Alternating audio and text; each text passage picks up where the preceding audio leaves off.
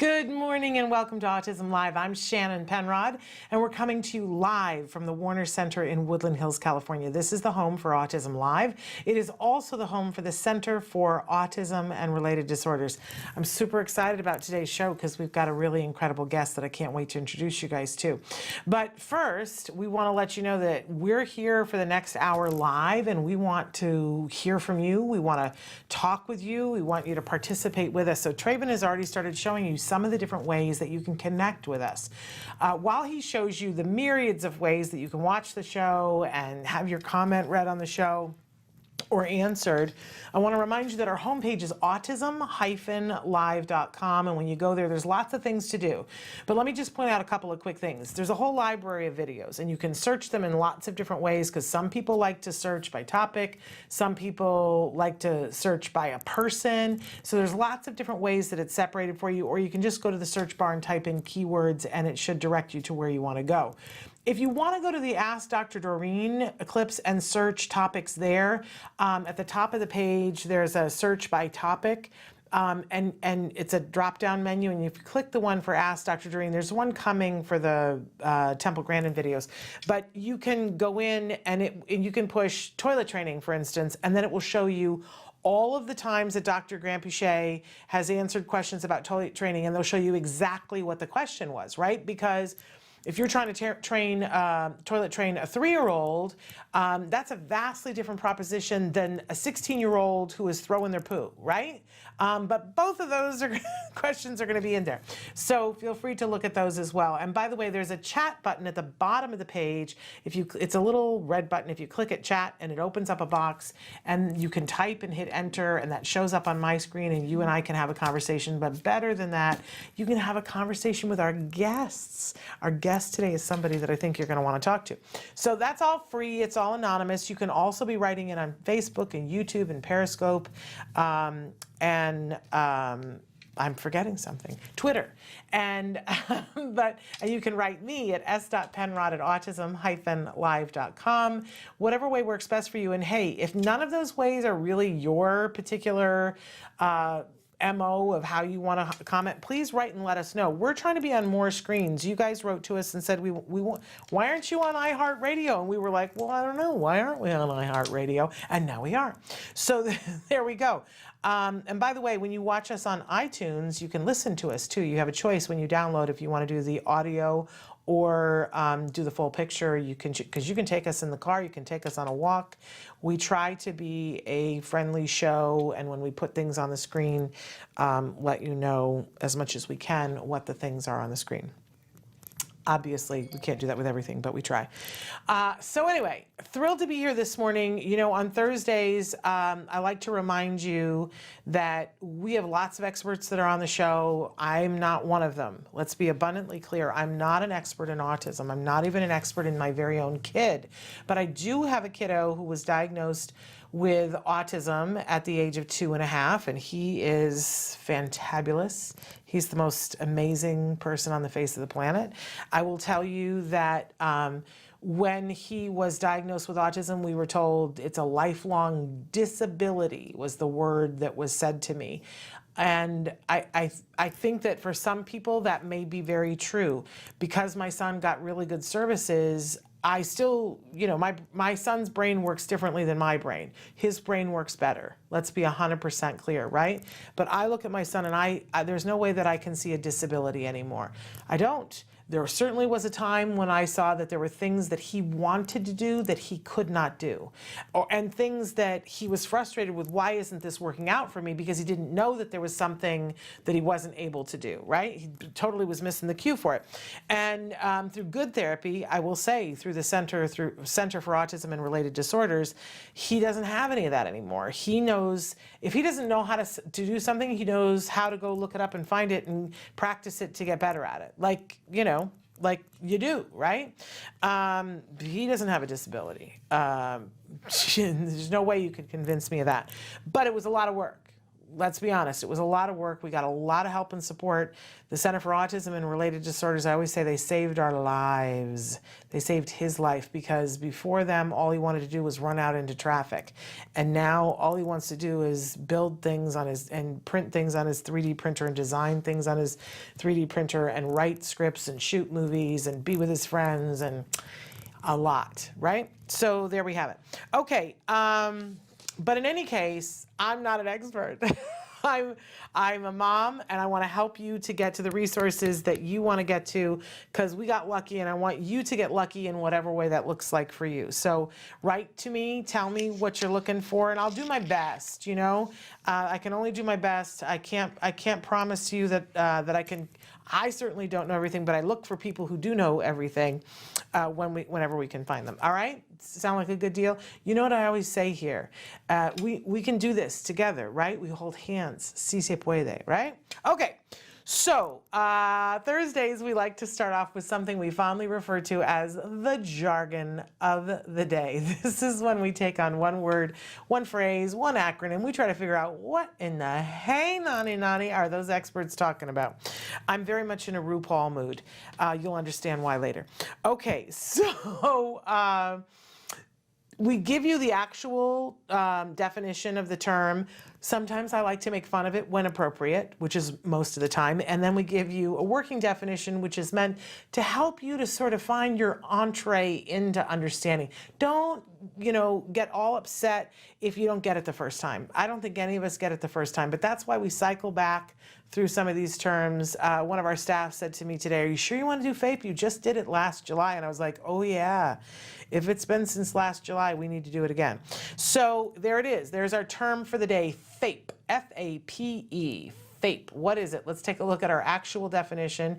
FAPE stands for Free Appropriate Public Education. It's a term frequently referred to in IEPs. It's the thing you're entitled to. So let's take a look at what, and there's not much to be made fun of there, right?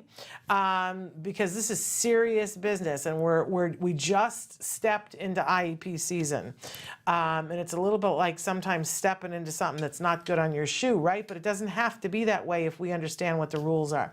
So let's take a look at what our working definition for FAPE is. It's what your child is legally entitled to in the United States. So again, it's free, appropriate public education. So IDEA, the Individuals with Disabilities Education Act, says that every single person, every single child in the United States is entitled to a free, appropriate public education. Okay, so when you go in with your child, if they could be a child who has cerebral palsy, they could be a child who's blind, they could be a child who has a hearing loss, it could be a child with autism, right? And they are coming in, and we've identified them as someone who has a designated, what they call disability, right? Sometimes I even struggle with that, right? But that's what they call it. They come in and they're identified as being eligible for special education. And when you are eligible for special education, it means that you have the right to be assessed for an IEP. More and more we're hearing from people who say, oh, they said that we don't need an IEP. We'll have Bonnie on Monday talking about this kind of thing. More often than not, you do qualify for an IEP. You just have to demonstrate that the child needs some educational support. Now, if the person has whip smart IQ and they're getting straight A's across the board and they have no problem turning in their work, sometimes it makes for a difficult case to say this child needs an education plan. But the truth is that child may very well need an education plan, because if they are not good, if they have an autism diagnosis and their problem is being able to talk to peers and collaborate with peers and have it go successfully, then they still need educational support.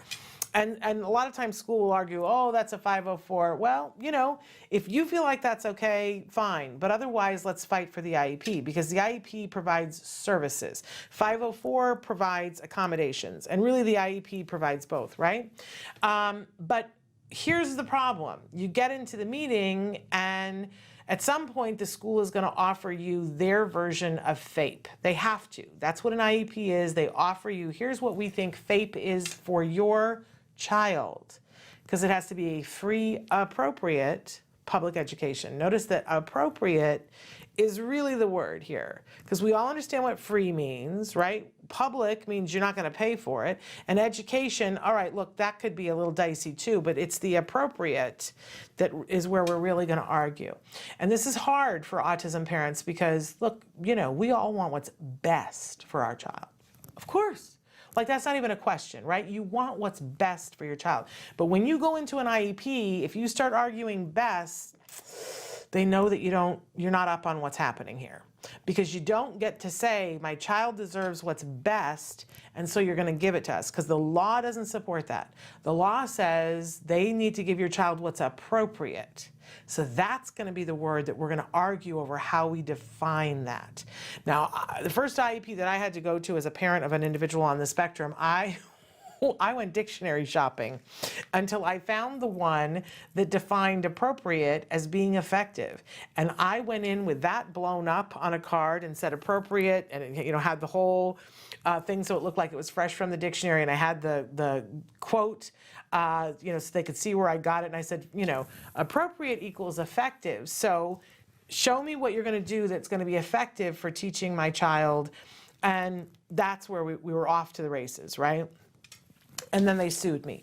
That's a whole other Oprah we're not going to get into today.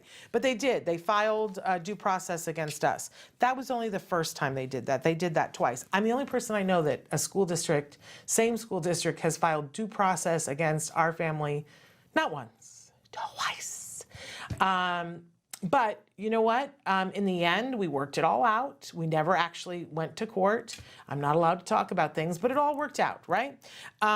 So my point here is, it's what you're entitled to. It doesn't mean they're just going to hand it over to you. Sometimes you got to fight tooth and nail for it, right? And you got to show them that you mean business and that you know what you're talking about. So that's why we have Bonnie Yates here on Mondays to answer your questions and to help you to figure out what to do and where to go next when it's special education law. But there are laws, and our kids have a right. In fact, the Supreme Court 2 years ago, very important landmark case that said that appropriate could not be just de minimis, which is Latin for the minimum. So there have been a lot of schools who have said, well, you know, the kid is here. We have a desk for them. We put worksheets in front of them. We really can't be expected to teach someone who's difficult to teach. That's really been the attitude at some schools. And the Supreme Court said, that's not appropriate. De minimis is not appropriate. And I don't know if they looked at their dictionary and saw that it means effective, right? But we need to fight for FAPE, and we need to define what that appropriate is and help the school to define what the appropriate is for our kids, because it's an entire year of your child's life. And I have seen when my son has gone to school in a year when when the IEP was right and the FAPE was right and he made progress, right? And there have been years when we didn't get it right and it was not just straight across, and your kid's self-esteem can be damaged. So it's important that we get this right. And you have the right, your child has the right to FAPE. Don't forget it, free, appropriate public education. And one little trick that a lot of us use in an IEP is that we go in and we just say appropriate 38 times. And they'll say, well, you know, we want for Johnny to do X, Y, and Z. And we go, oh, and how did you determine that that was what was appropriate? And they go, right? They have to start rifling through their papers to have that line up with an assessment that they may or may not have done. Why is it appropriate? You're saying it's appropriate. What are you basing that on, right? Use the word all the time, appropriate, with the school, and they go, oh, okay. This is a parent who knows which way up. The minute you say, well, I want what's best for him, they know they got you, right? Okay, moving on. We always have a question of the day, and our question today, for you, which goes hand in hand with our our phrase for the day. What changes would you like to see for educating individuals with ASD? You know, a little over a week ago, I came in, we had all the position papers from all of the candidates who had at that point, I don't know if Bloomberg has turned in one yet. He hadn't 2 weeks ago. But I went through all of the other position papers on disabilities for all of the other Democratic candidates that are still sort of in it. And Yang was still in it at that point. And first we compared, you know, like volume, and then we compared a couple of different things. One of the things that I look for all the time, that since IDA was instituted, and we said this is going to be the law of the land and this is what we're going to judge things by, it has never been fully funded. Nobody has ever fully funded it. Can you imagine? That's, you know, it's like saying, well, we're going to build a house and we gave up our other house and we're now living in this house, but we didn't budget a roof. So we're not going to have one, but we're going to live in the house and we're going to slug it out and hope that everybody can find a dry corner when it's raining, right? Not a good plan. So I looked to see what everybody's plan was for fully funding IDA, but what they also were talking about doing for employment and education and all these other things for disabilities. But here's one of the big questions, right? What changes would you like to see in the education system in educating individuals with ASD? And then I would encourage you to look at the candidates and see, is there a candidate who believes what you believe for education? There's some very interesting things in those documents. Senator Warren has the longest section on education because she's a former teacher, but everybody has something in theirs, right? So check that. They're all online. You can check them out. Some are longer than others, and some of them are more interesting than others. Okay, but what would you like to see? I think that it's important that we, in order, you know what Dr. Phil says, in order to claim it, you got to name it, right? What do you want in the education system?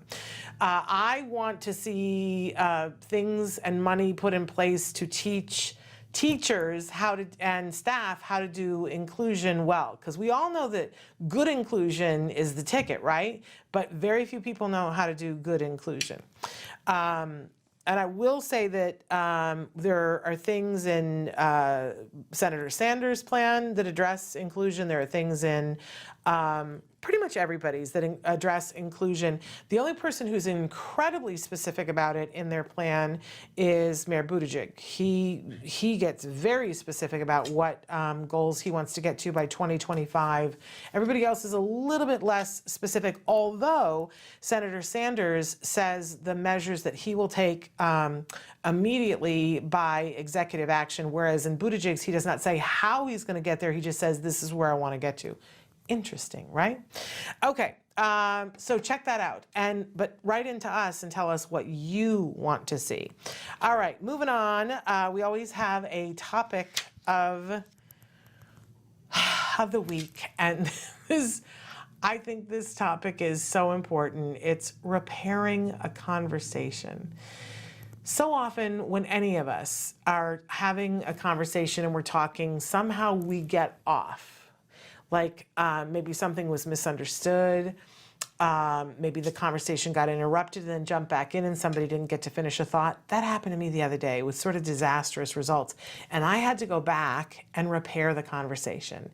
And it was like horrible because a misunderstanding had arisen simply because I was saying a thought, didn't get to the end of the thought, and somebody else came in the room. And then when we started, I had, you ever that feeling you're like, something didn't go right.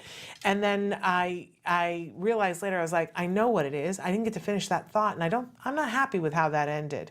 And went back and talked to the person. Man, am I glad I repaired the conversation, because they had taken it the complete opposite of how I meant it, because I didn't get the end of the sentence in, you see? It's important for all of us to know how to repair a conversation. I love that in skills, they have specific lessons in the social social language I can't talk today. In the social language curriculum, it's kind of a mouthful, about conversation, starting a conversation, maintaining a conversation, repairing a conversation, and ending a conversation. And they're kind of brilliant. And for those of you who are watching that have trouble with this kind of thing, whether you're on the spectrum or you're not on the spectrum, I would tell you, I learned so much just by reading through those lessons and going, oh, here's the part that I never thought of before. Here's the part that I was missing. And you go, oh, and then you can go try it out and it actually gets better. Because repairing a conversation is a pretty important skill to have. All right. So we've got a great show for you today. I'm very excited because if you are not watching the new hit show, Everything Is Going to Be Okay, you're missing it. This is on Freeform, so you're going to have to go to your TV guide to see what channel that is on your cable channel or on your satellite dish. But I had never been on this channel before, and now I'm going to check out the other things on the channel, but this show is what got me to that channel. This is an important show, and I'm going to say that, you know, it's possible that maybe it's very cutting edge, and it might be too cutting edge for some people, although I would be bummed for you if it was too cutting edge for you, because it's hilarious, it's thoughtful, it's thought-provoking, it's so well written, tender, and features a cast of characters. One person who is very, well, more than one person, several people on the show are very specifically identified as being on the autism spectrum. And some of those actors, I believe actually maybe all of them, we'll check, are actually on the autism spectrum. We have one of those actors here with us today. Lillian Carrier is going to be here, and she's brought a very special, I would say, friend. And you'll see when we come back, you're not going to want to miss this. I'm so excited. So stick with us. We're going to be back with Lillian after these messages. Okay. Welcome back.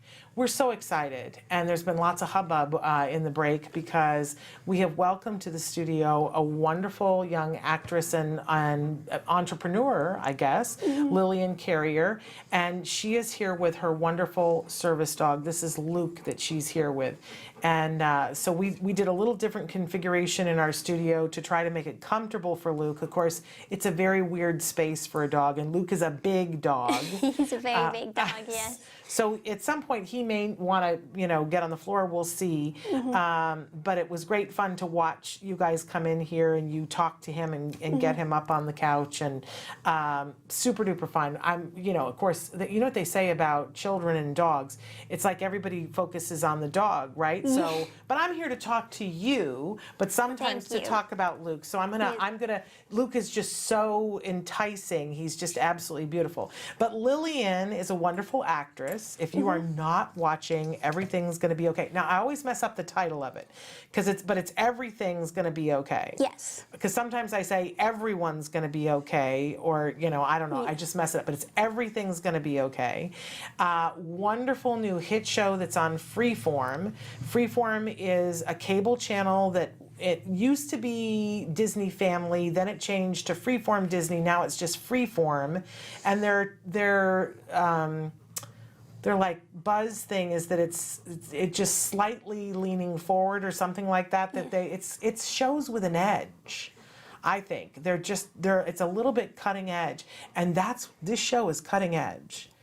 And so Lillian plays the character Drea on the show, who's a good friend of Matilda's. But you also have another role on the show. Tell us what else you do besides playing Drea. I was brought on as a consultant on the show. Okay. Yeah. And what exactly do you consult about? Autism, specifically, yes, and service dogs. Wonderful. So tell us a little bit about you as an actress, and then we'll talk about when you auditioned for the show. When did you start acting?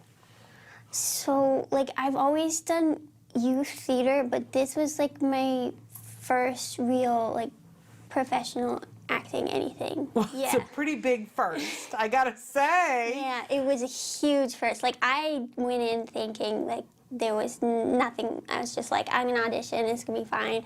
Just a fun thing to do. And then Did you already have an agent, or did you go in without an agent? No, I was not pursuing acting as a career. I just thought, I saw that they were auditioning autistic people for the role, and it was more like, I want to meet these people. I want to find out what they're doing. Yeah. And so I went in for the audition for that purpose and to have fun with it, right? I was like, I did youth theater. This could be a thing. And yeah, it led. It was very brave and bold. I'm sure a lot of people looked at, first of all, where did you see it posted, or how did you find out about it, that they were looking for individuals on the spectrum? My job coach, who was helping me figuring out what I wanted to do with my life, just came across it because she works with a lot of autism people, and they reach out with any opportunities. And she said, you should. She basically talked me into it because when she first presented it to me, I was absolutely against it. And then she was like, "This is just go for the experience. You'll meet people. It's good executive functioning practice, and I think you'll just enjoy it." I love that. Yeah. Are you glad that they talked you into it? Oh, I'm so glad. Like, it's been such a wonderful experience. Everyone there was like so sweet and so nice. I love it. And I think this show has done a great job of presenting autism in such a nice way, and to start conversations about like what all that stuff in that show means. Yeah. And crazy good. So you went to the audition, but you took Luke with you because he goes with you everywhere, right? yeah. So to clarify, the audition was actually for Matilda in the pilot when I first auditioned. And yeah, when I went in and I met Josh Thomas. Who is brilliant. So brilliant, so nice, and like I really feel like he nailed the voice of autism so well, and he truly understands us. I went in and met him, and he saw Luke, and I absolutely fell in love with him. And then he was just, I saw him looking at him, and then he just looked at me and he was like, "Autistic people can have service dogs?" And I'm like, yeah, it's a thing, obviously. I have, and I explained to him a little bit about what they do and what he does for me. And he thought that was really interesting, and he said, "I can see Matilda having a service dog." And I was like, oh, that would be really cool. Like, we'd have to talk about how well he gets on with Luke. And he's like, no, Luke would be Matilda's service dog. And I was like, oh, well, we could try that out. He's never done that. Like, he's not trained for that. Yeah. And then when I didn't end up getting the part, he gave me a call and was like, "I don't want you to freak out. Like, I know you're a little upset, but if this goes to series, I'm writing you a part in the show." And that's how Drea came to be, and Duke as well. And so he's called Duke on the show. He's Duke on the show, yes. Because in the pilot, there's already established character named Luke. Got it. Who is Matilda's crush. So it would just be confusing to have two I didn't think about Lukes. that. Of course, that makes total sense.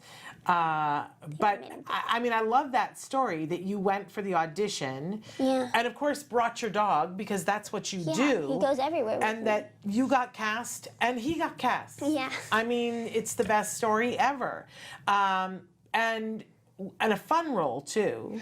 Such a fun role. Yeah, I was so excited, and like a lot of the autism side of it was based off of me as a person because it was written for me. So it was really cool to be able to just feel free and be able to let those things go and not have to, hide all of those things in this character, right? I love it. I love it. And so there's lots of different times when we see the interactions with Matilda and her friends, and in particular with you, and you play a very pivotal role in terms of talking with her and being her confidant for a lot of different things. And there's some stuff, like, people need to be watching this. And if you've missed, because the show debuted in January, so you've missed several episodes, but it's a half-hour show. You can get caught up really quickly. I know I was behind 2 weeks and I wanted to watch before you came in, and I went and watched it on Hulu. You can do that. But it plays on Thursday nights at 8:30, if I'm not mistaken. on Freeform. So the 7th episode will be on tonight. That's right. And I love that all of the episodes are named after bugs and spiders because Josh Thomas's character is a entomologist yeah. on the show. And so there's that running theme through it, which I absolutely love. And I have theories about things, and I've had theories about things. But anyway, they're like the topics that you guys cover on that show. Woo! You don't kid around. They're big ones, yeah. Woo! And Big. they're very important ones that I feel like should be talked about more, that for some reason are taboo to touch. But he brings it out in such a comedic, fun way. Yeah. That also is heart touching, and I feel like he makes those topics approachable. That you can watch that episode and then afterwards sit down with someone you love And discuss. it. And the stuff that there is nothing off the table. I mean, the first time that I saw it, and I, because I got to meet you, at AutFest, they debuted it for the autism community, just the first episode. And so they sent it to me ahead of time because I was going to be the moderator for the panel. And I, it gets sent to you from Disney, and I expected to see something very Disney, right? And I started watching, I was like, this is Disney? Disney got all hip and cool and edgy, like edgy. We're not kidding around edgy. Yeah. And I remember telling my husband about it then, and then he was watching an episode with me a couple of weeks ago, and he went, wait a second, this is Disney? I mean, and to the point where one of the questions that I had, because with Matilda, with her storyline, and I don't want to give anything away, you guys need to go watch it, but she says, I'm budding sexually and I want to have a sexual experience, and she goes about that in a way, and then we see some things that come to fruition, and I was like, what was it like being on, because the girl who's playing Matilda also identifies herself as being on the spectrum, and I was like, I want to know how this was dealt with on the set and how you guys make everything comfortable. Your character had a kiss with somebody, yes? And you're the consultant. Like, what was that like on the set?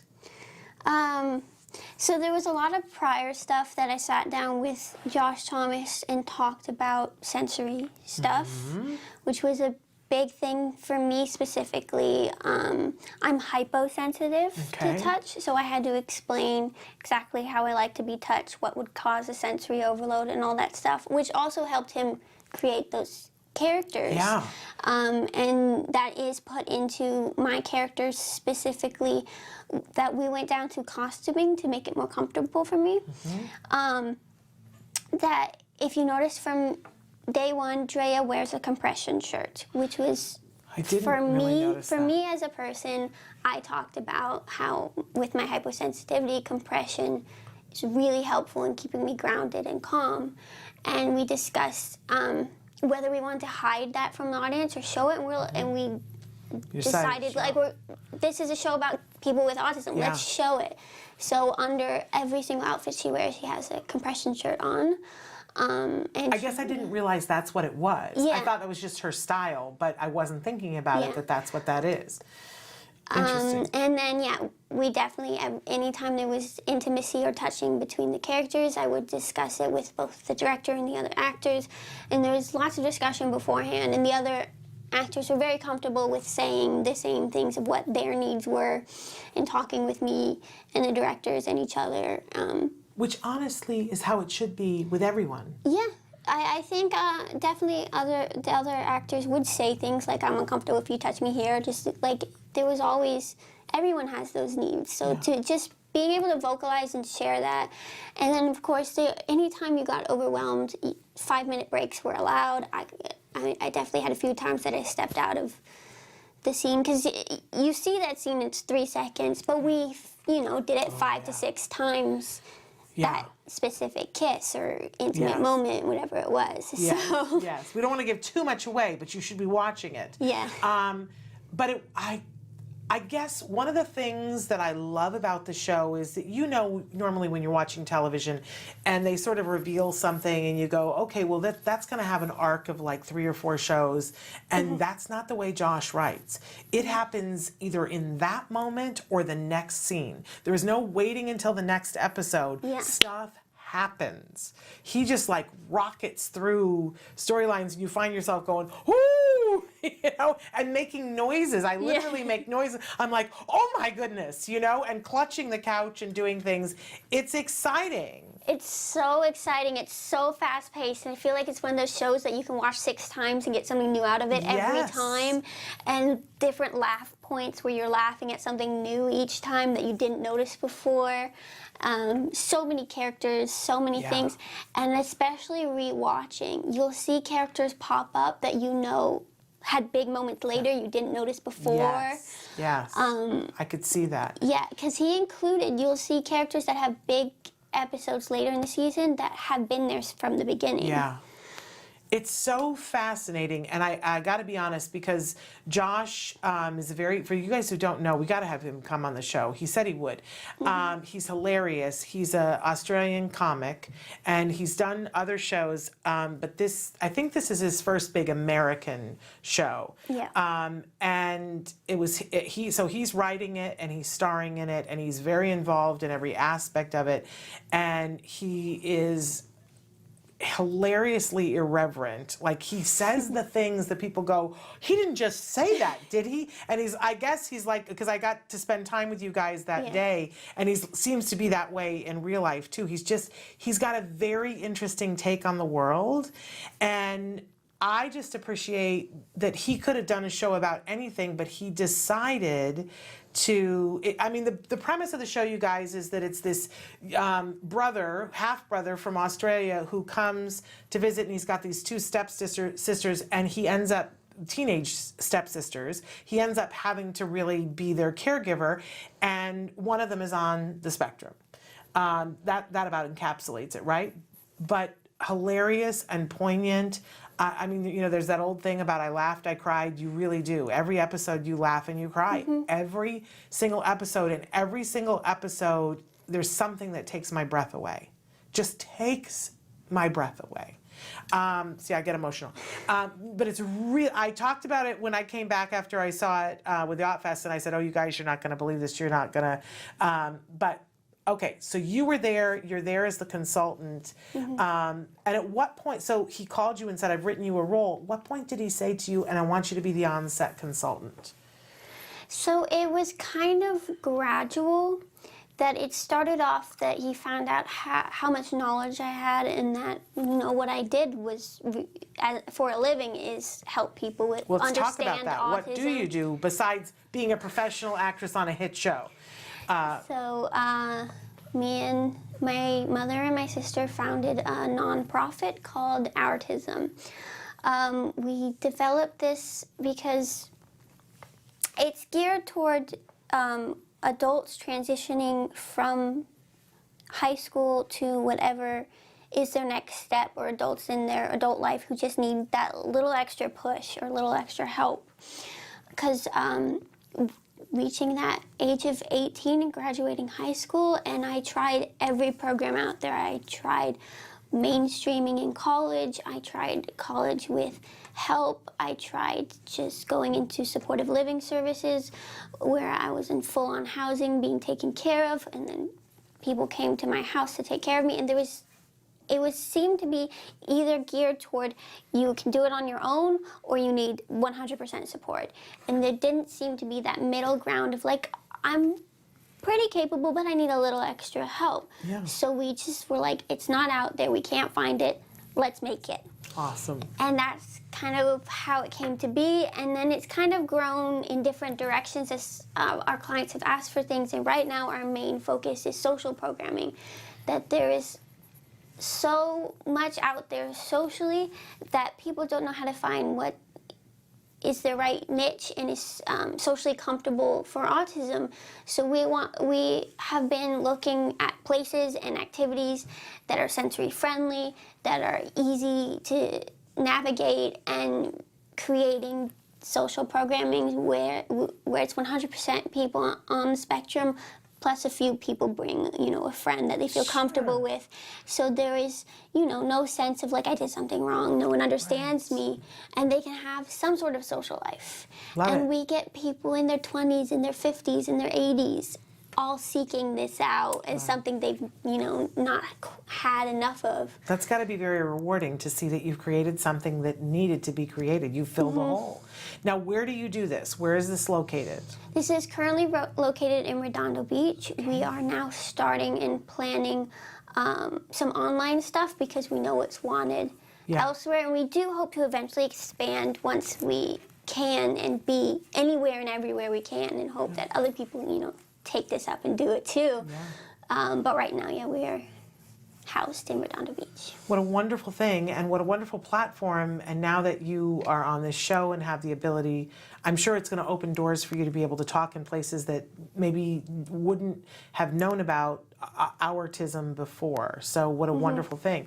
And also, just like you were able to educate Josh Thomas about an assistance dog, having you on the show with an assistance dog has got to be informing a whole lot of people about what that's like. For anybody who's listening and still doesn't understand what an assistance dog can do for someone like yourself, let's just talk specifically about you, because everybody's sort of different. But how does Luke help you? So there are two very specific things he's task trained to do. So one of them is deep pressure therapy. For anyone who doesn't know what that is, it's similar to like when you have a weighted blanket or a weighted vest or a nice hug. So having autism, when you have that sensory overload and you're not quite in your body, everything's painful. It gives you, if you have pressure on certain pressure points, it just gives you something to focus on and pull you back into your body and able to calm down those sensory reactions. Is it like a grounding sort of thing? It grounds you? So for me, it's he will either lay sitting down on my lap, or if I lay down, what's most helpful to me is on my chest, and he will lay right on my chest and give me that pressure wherever I am. And is it sort of instantly you feel a little bit less anxiety? It takes a little time, because it's really about like pulling me back into my body and focusing on that one sensation instead of whatever sensation felt harmful to me. And then the other thing he does is when I reach, so that's preemptive before I reach that sensory overload. The other time is if I really do reach that sensory overload, I lose motor function and just freeze in place, because it activates that fight or flight response.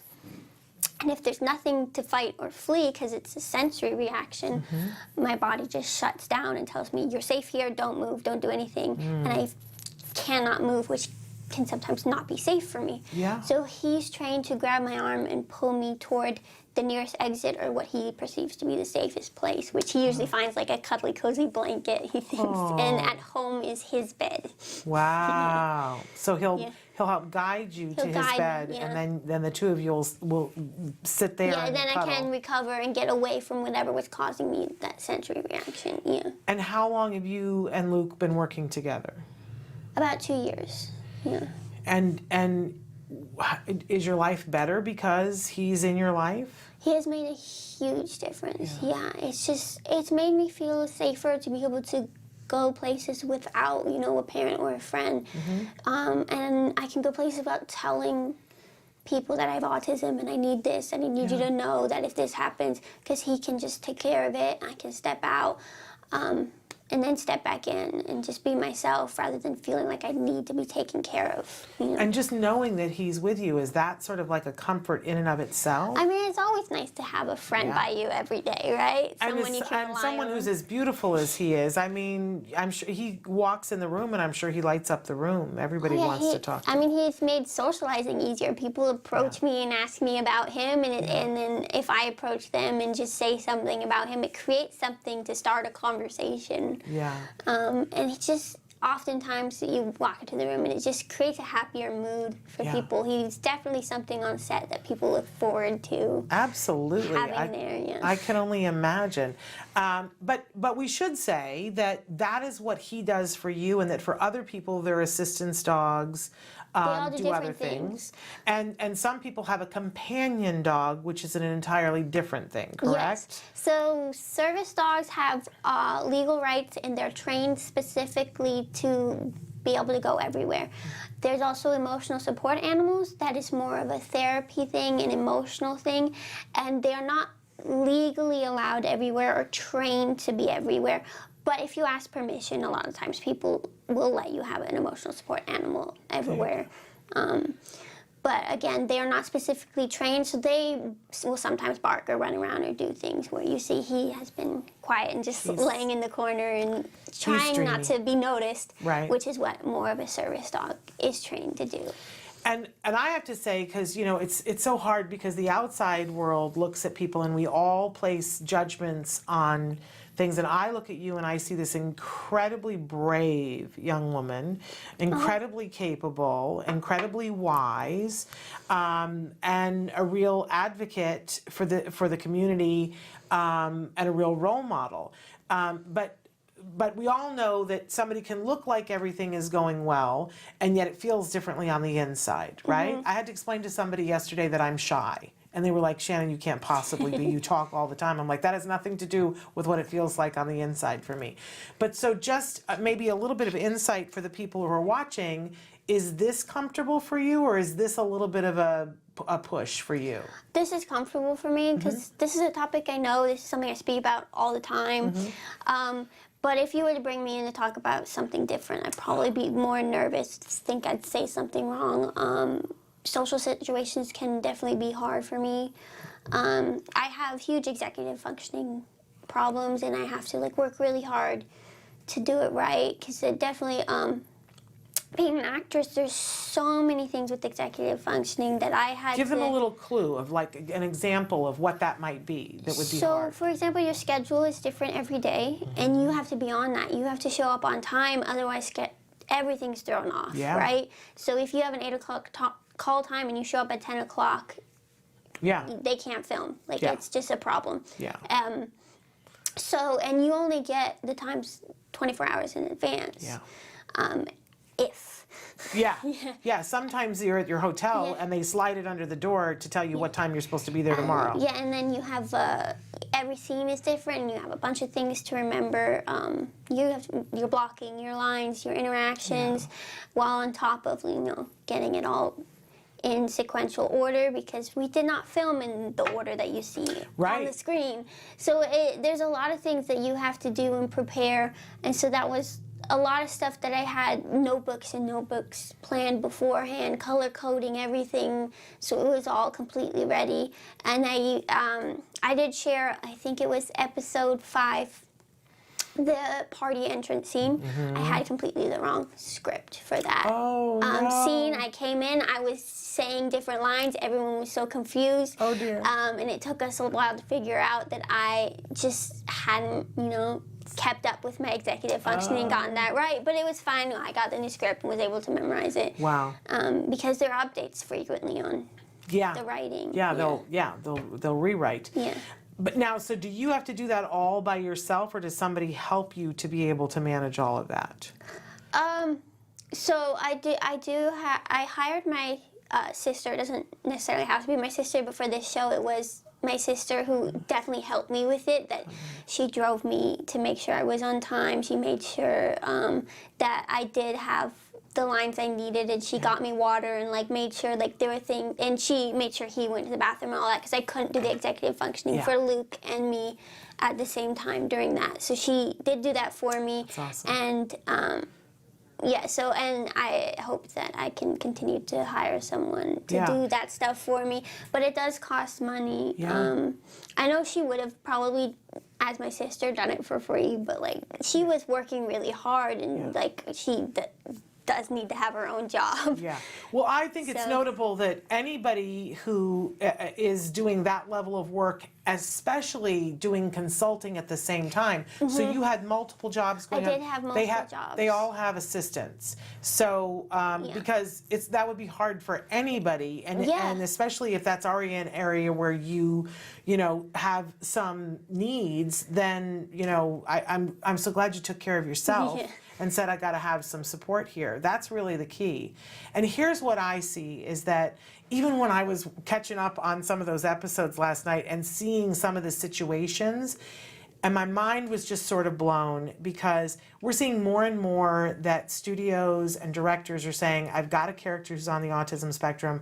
I want to audition actors and I want to see if there are actors who can do this, right?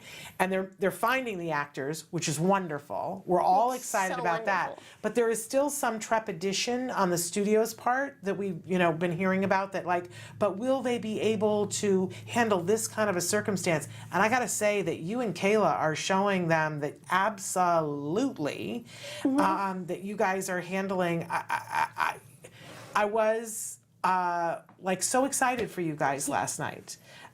Looking at some of those later episodes where you have those kinds of things going on. It wasn't just talking about, there was physical stuff happening. And to hear that you guys were taking care of yourselves, both as women, but also as people who have different sensory needs. I'm really proud of you guys. What an amazing example for all of us. Oh, it's amazing, and I love that they went with authentic casting from lead to background actor. Anything written in the script, any character with autism was played by someone with autism, and my favorite scene representing that is episode 2, classroom scene. Every single actor in that scene was autistic. Wonderful. From all of the classroom. Well, that right there is a reason enough to support the show and watch it. But I guarantee if you watch it, you're going to find yourself shocked. Get ready. You're going to be shocked every single episode. You're going to get emotional every single episode. You're going to laugh every single episode. Sometimes you're going to be like, I don't think I should be laughing at that. But you're not going to be able to help yourself because Josh throws it out there. And then even, amongst the characters, he'll be like, what? That's not funny? He is, I don't want to say evil genius, let's just say genius, but he's a mastermind at getting us to see things in a different way. So unfortunately we're out of time, but it's been so lovely to have you come here and to meet Luke. And if people want to be watching Everything's Gonna Be Okay tonight at 8:30 on Freeform, go to your local listings, see where it is, go get caught up on the first episodes. Write to me and tell me, but you're going to be shocked. I'm just going to tell you, get ready. It's edgy, but it's brilliant. And I love it. I just love it. And have from minute one. So check that out on Freeform. I'm supposed to tell you who we have on the show, but I don't remember who we have on the show. We're doing an oldie but a goodie tomorrow of Let's Talk Autism with Shannon and Nancy. That's why I don't remember. So tune in, and then next week on Monday, I'm just going to tell you we got a big show. You're not going to want to miss it. Bonnie Yates and Justin Leaf are both going to be here. So really incredible show on Monday, plus a great week next week. Until then, give your kiddos a hug from me and one for you too. Bye-bye for now.